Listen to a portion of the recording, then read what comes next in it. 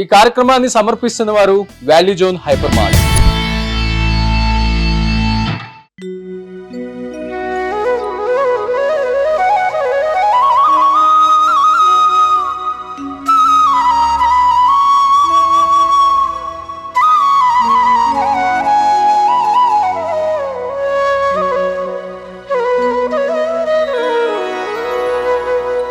Hi hello, welcome to Suman TV. నేను మీ Roshan. So present నేను తిరుపతిలో ఉన్నాను. ముఖ్యంగా చెప్పాలంటే మనం అలిపిరి దగ్గర గోశాల ఒకటి ఉందన్నమాట. అండ్ గో తులాభారం ఉంటుంది ఇక్కడ. And at the same time గో పూజ రెండు ఉంటాయి అన్నమాట. శేఖర్ రెడ్డి గారు నిర్మించడం జరిగింది. ఇది పెట్టి 4 సంవత్సరాలు అయింది. దీని ప్రత్యేకత చాలా తక్కువ మందికి తెలుసు. అసలు ఇది ఎందుకు పెట్టాల్సి వచ్చింది అండ్ దీని వల్ల కలిగే ప్రయోజనం ఏంటి, భానుప్రకాష్ గారి మాటలో తెలుసుకుందాం. ప్రెసెంట్ టిటిడి బోర్డు మెంబర్ గా నియమితులయ్యారు కాబట్టి. నమస్తే భానుప్రకాష్ గారు. నమస్తే. సో ఏం చెప్తారు గోశాల గురించి, ఈ గో తులాభారం గురించి చాలా తక్కువ మంది తెలుసు కాబట్టి ఏం చెప్తారు మీ మాట? అసలు వెంకటేశ్వర స్వామికి గోమాతకి చాలా అవినాభావ సంబంధం ఉంది. మనకు పురాణాలు ఏం చెప్తున్నాయంటే, స్వామివారి తిరుమలలో పుట్టలో ఉన్నప్పుడు బ్రహ్మ పరమేశ్వరులు ఆవు దూడగా వెళ్ళి స్వామివారికి పాలిచ్చారని చెప్పి మనకు చరిత్ర చెప్తా ఉంది.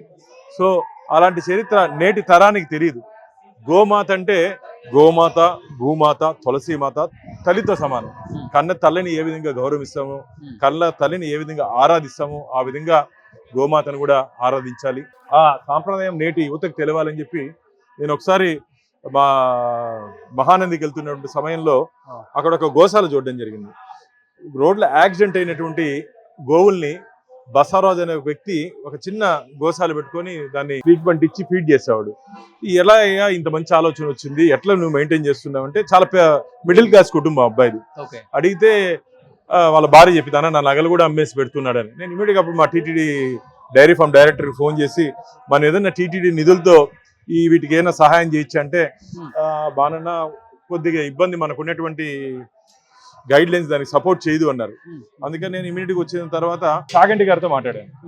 చాగంటి గారి దగ్గర వారికి కాకినాడలో ఇలాంటి గోశాల ఉంది, సప్త గోపూజ, గో తులాభారం. సో ఇక్కడ గోపూజ, ఈ గోపూజ అంటే ముఖ్యంగా అంటే ఇప్పుడు తిరుమల వచ్చే భక్తులకి దర్శనానికి వెళ్లే ముందు ఈ గోపూజ, గో తులాభారం వచ్చి దర్శించుకోవచ్చా, లేకపోతే వచ్చేటప్పుడు దర్శించుకోవచ్చా? అంటే వెళ్ళేటప్పుడు గోమాత ఆశీర్వాదం తీసుకుని వెళ్తే మంచిది. ఎందుకంటే ఇది అలిపిరి, ఇక్కడే అలిపిరి ప్రాంతంలో, ఇది ఫారెస్ట్ సంబంధించిన ప్రదేశంలో. ఆ రోజు మేము దీన్ని 3.5 ఎకరా టీటీడీ వారు మేము అనుమతి తీసుకున్నాము.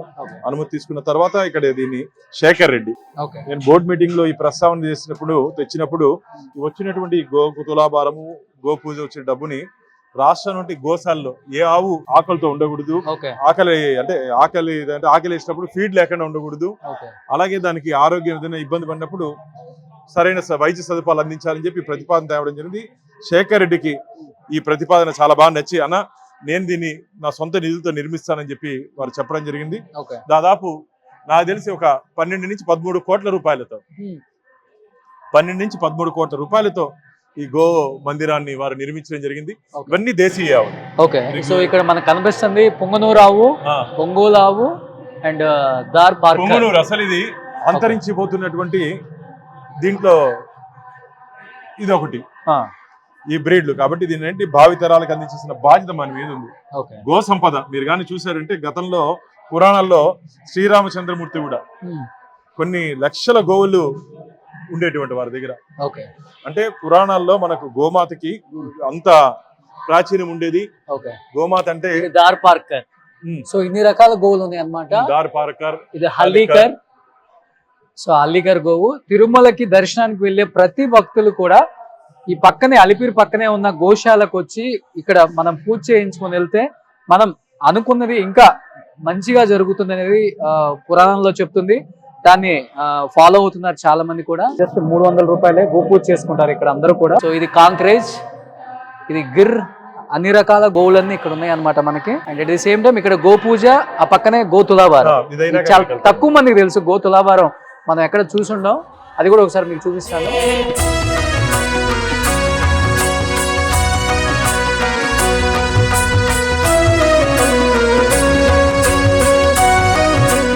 వచ్చిన భక్తులందరూ కూడా గో పూజ చేసుకునే విధానం ఇలా ఉంటుంది కాబట్టి ఒకసారి చేసి చూపిస్తున్నాం మేము కూడా. అట్ ది సేమ్ టైం ఇది అయిపోయిన తర్వాత మనకి గో తులాభారం ఉంటుంది, అది ఎలా ఉంటుందో కూడా చూపిస్తాం ఒకసారి మనం.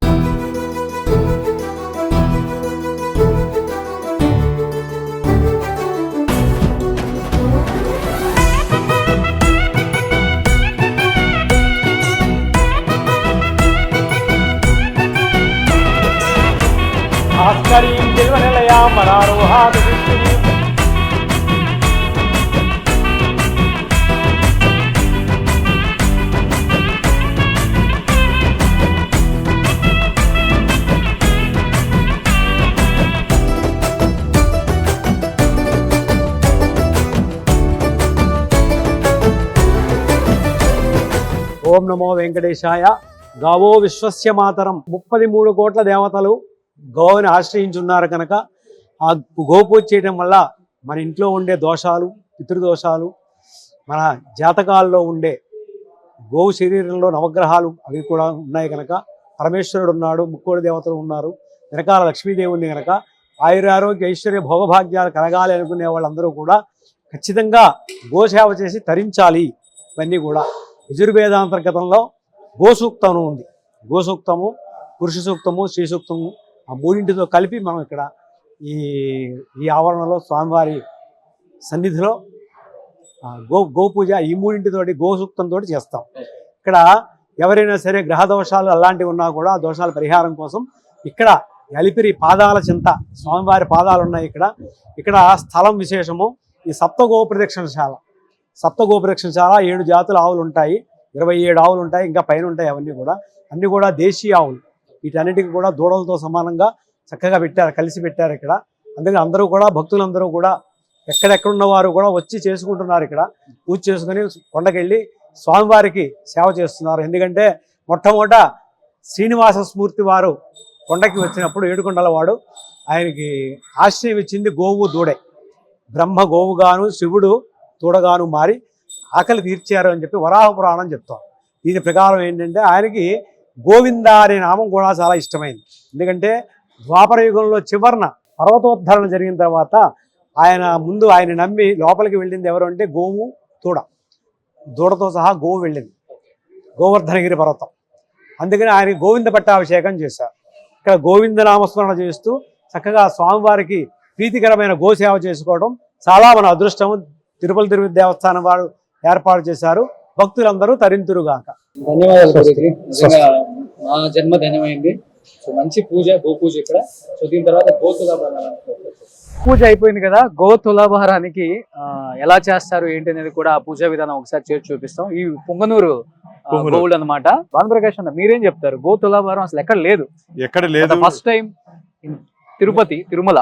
ఎస్, నేను ఎక్కడ చూసానంటే చాగంటి గారి గురూజీ ఆశ్రమంలో చూడడం జరిగింది. అక్కడికి నేను మా టీటీడీ డైరీ ఫార్మ్ డైరెక్టర్ గారు వెళ్ళి సేమ్ దాని రిప్లికాని తీసుకొని వచ్చి ఇక్కడ పెట్టడం జరిగింది. కాబట్టి ఇంకా అది భక్తులకు తెలియాల్సిన అవసరం ఉంది. ఎందుకంటే భక్తులకి తెలిస్తే మీరు ఇక్కడ గోపూజ గోతులాభారం చేసుకుంటే రాబో రోజుల్లో టీటీడీ ధర్మకర్తల మండలి వస్తున్నటువంటి డబ్బుతో రాష్ట్రం నుండి గోశాలలో ఏ ఆవు గాని ఏ దూడ గాని ఆకులతో అలమటించకూడదు. ఏ ఆవు గాని ఏ దూడ గాని చెప్పి ఒక ఆలోచన నాకు. కాబట్టి భక్తులందరూ దయచేసి తిరుపతికి వస్తున్నప్పుడు నడక మార్గం పక్కనే, అలిపిరికి పక్కనే ఉంది కాబట్టి అందరూ ఈ సువర్ణ అవకాశాన్ని గోమాతని, గోపూజ, గోతులాభారాన్ని చేసుకోవాలని చెప్పి మీ ద్వారా నేను మనస్ఫూర్తిగా వారిని కోరుకుంటున్నా, వేడుకుంటున్నా కూడా. సో తులాభారం ఎలా ఉంటుందో ఒకసారి చూడండి. తల్లి బిడ్డ నిద్ర పెట్టాలి. తల్లి బిడ్డ ఇద్దరు.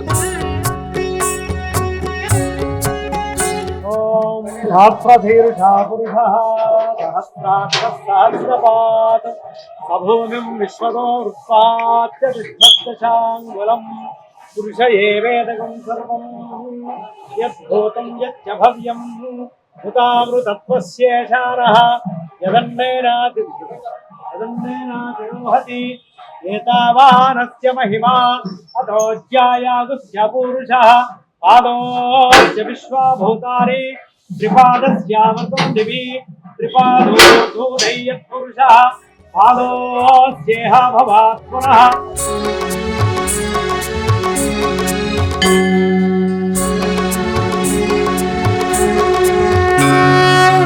గో తులాభారంలో చూడండి దానా వేస్తారు. సో ఒకసారి అక్కడ చూస్తే ఓకే ఎంత బరువు ఉంటుందో అంత.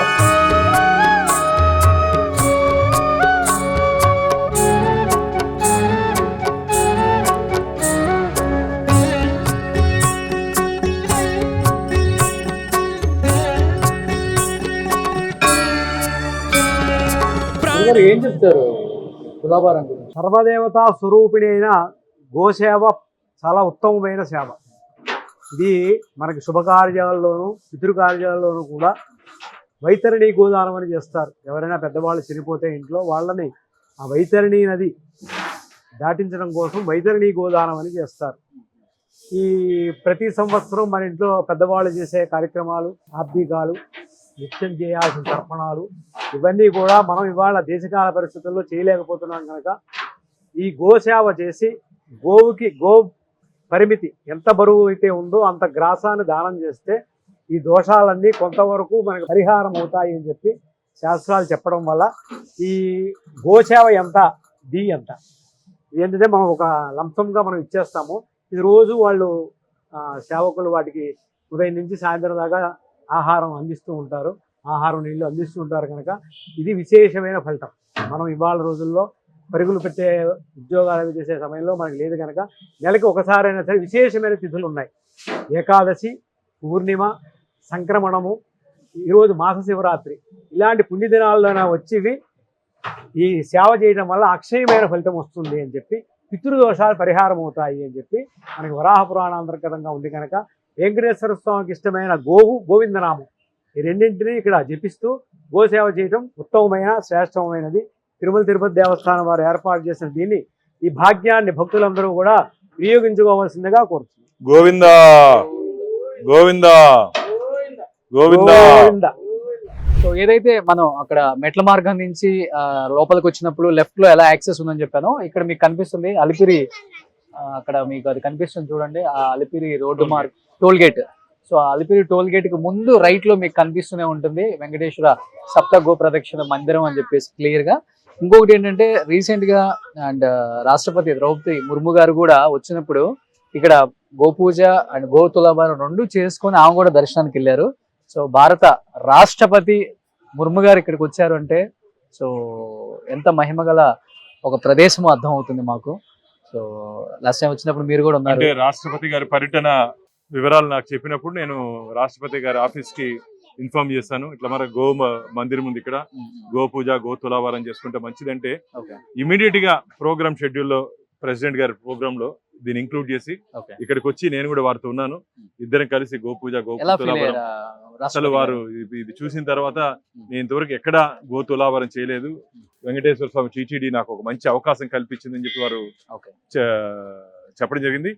ఇది కాబట్టి నేను మీ ద్వారా ఒకటే కోరుకుంటున్నా, మేము అనుకున్నంత స్థాయిలో ఇంకా దీని ఆదరణ రాల, భక్తుల దగ్గర నుంచి ఇంకా దీన్ని ఆదరణ పెంచాల్సిన అవసరం ఉంది. ఇప్పటివరకు తెలియలేదు. కాబట్టి దయచేసి భక్తులందరూ గోమందిరాన్ని సందర్శించి గోపూజ గో తులాభారం చేసుకుంటే మీరు సమర్పించే కానుకలు కొన్ని వేల గోవులకి దానాకి ఆరోగ్యరీత్యా ఇబ్బంది పడుతున్నట్టు ఆవులకి దాన్ని కేటాయించాలని చెప్పి మేము ఒక ప్రతిపాదన తీసుకురాబోతున్నాం. కాబట్టి గోభక్తులందరూ గోవింద భక్తులందరూ ఈ మంచి శుభకార్యంలో మంగళ కార్యంలో మీ వంతు సహాయ సహకారాలు అందించాలని చెప్పి ఒక ధర్మకర్తల మండలి టీటీడీ ధర్మకర్తల మండలి సభ్యుడిగా ముఖ్యంగా సుమన్ టీవీ గారికి ప్రత్యేకంగా అభినందన తెలియజేసుకుంటున్నా. ఎందుకంటే ఒక మంచి కార్యక్రమాన్ని, ఒక ధార్మిక కార్యక్రమాన్ని ప్రజల్లోకి తీసుకుని వెళ్ళడానికి శ్రీకారం చుట్టినటువంటి సుమన్ టీవీ యాజమాన్యానికి, రోషన్ అన్నకి ప్రత్యేకంగా అభినందన తెలియజేస్తూ రాబో రోజుల్లో మీ సహాయ సహకారాలు ధర్మ రక్షణ ధర్మ పరిరక్షణ కోసం ఇదే విధంగా ఉండాలని చెప్పి ఆ వెంకటేశ్వర స్వామిని ప్రార్థిస్తున్నా. గోవిందా నారాయణ. సో ఇప్పుడు ఏదైతే మనం గోశాల గోపూజ అండ్ గో తులాభారం అంతా చూపించామో అది మీకు ఈజీగా ఐడెంటిఫై చేయడానికి ఈ అలిపిరి దగ్గర మనం మెట్ల మార్గం నుంచి ఎంట్రన్స్ ఇలా అవుతాం కదా, మెయిన్ రోడ్ నుంచి జస్ట్ ఎంట్రన్స్ అవగానే ఇక్కడ పూజ చేసుకొని మనం పైకి వెళ్ళాలి. కాబట్టి ఈ పూజ చేసుకున్న దగ్గర జస్ట్ లెఫ్ట్ లోనే ఉంటుంది మీకు. సో దీనికి అటాచ్ అయ్యే ఉంటుంది ఆ టెంపుల్ అంటే గోశాల కూడా. సో భానుప్రకాష్ కదా అంతే కదా, అంతే గోమందిరం యా. సో ఇక్కడ నుంచి మీకు లెఫ్ట్ లోనే ఉంటుంది. ఇక్కడ మీరు పూజ చేసుకొని ఇక్కడ నుంచి మెట్ల మార్గం వెళ్ళిపోవచ్చు. పాదాల మండపం, శ్రీవారి పాదాల మండపం. ఇన్ కేసు పైకి వెళ్ళే వాళ్ళు, అక్కడ వెహికల్స్ లో వెళ్ళే వాళ్ళు వెహికల్స్ అక్కడ లెఫ్ట్ లో ఆపుకొని కూడా మీరు ఇక్కడ నుంచి కూడా వచ్చి ఇక్కడ పూజ చేసుకుని అటు వెళ్ళిపోవచ్చు కూడా. అంటే మీకు రోడ్ పక్కనే ఉంది, ఈజీ యాక్సెస్ అన్నమాట.